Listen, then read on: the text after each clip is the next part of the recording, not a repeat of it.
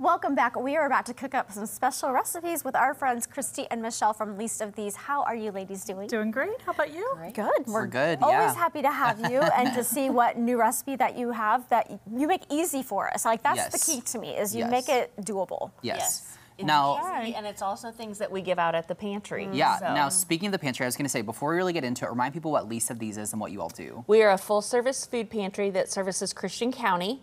So right now we're serving about 1,400 families in Christian County, and that number is growing every day. Yeah. So, but these are items that we're giving out when people come to us. We're a choice pantry so that they can pick and choose what they would like. See, I think that's really key in your pantry is because you make, I mean, you give people choices just like the rest of us have in a grocery store. And that, I mean, that's really important. But then you also have like recipes and things available like that so you can actually cook with them. And yes, so being able to stretch the food that we're giving out is very important. And so having these items, showing recipes, we just kind of pair it all to stretch those foods that we're giving out. Absolutely. Okay, so what is today's recipe?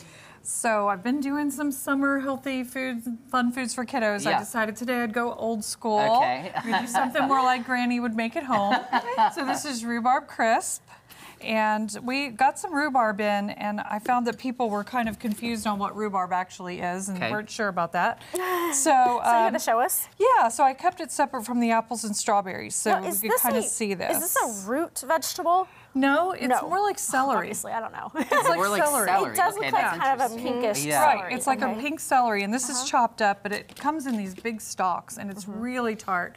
So it's one of those foods that you say, God bless the person that tried that first and decided how to cook that, because... Does that mean it takes a lot of sugar to kind of balance that out? Yes, it sure does, yeah, because it's really, really tart. So that's why I used with the apples, I used some Red Delicious apples we had instead of the tart apples. Do people always mix these with other fruits when they are making pie?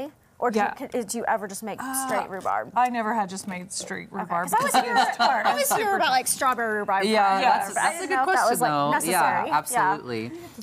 Yeah, so we added so you're kind of mixing this together right now, Michelle. Apples and strawberries with the rhubarb. Right, and so we've got that, and you just kind of mix that up, and then to thicken it up, there's some sugar and cornstarch. Okay. So the cornstarch, you use that when you make gravies a lot of times, and that really, that really thickens it up. So you just kind of put that together, throw it all over the plate. Now, is it necessary to put this in an oven-safe skillet then? Yes.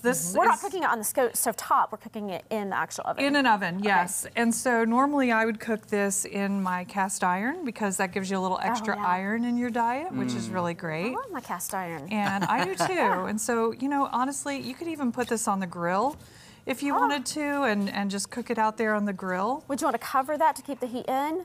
Yeah. Okay. For a little bit, but then you have to open it up to let that the top of it brown, and so you'll see that's what makes it the crisp, is that you're going to have that nice crispy stuff. But on the grill, I probably would cover it just for a little bit. Okay, makes sense. So what else is going to go into this dish, Michelle? So then it's got your crumb topping, which is basically just some oatmeal, and this can be quick oats or this is just the oatmeal we give out at the pantry. So it's a quick oat. Then you've got the sugar, or the brown sugar, and some flour and some cinnamon. So there's all that. Nice little blend. And then, and then the fun part is the butter. And so I have a pastry cutter at home that I would use, but you can do the same thing with a couple of knives or a fork and knife, and you just kind of put that cold chopped up butter in there, and then you just take your two knives and just mix it, So, so this is like this is and really sand. easy to follow. You guys stay right there because we're gonna finish this in just a few minutes with you all. So we will be right back with more from Least of These.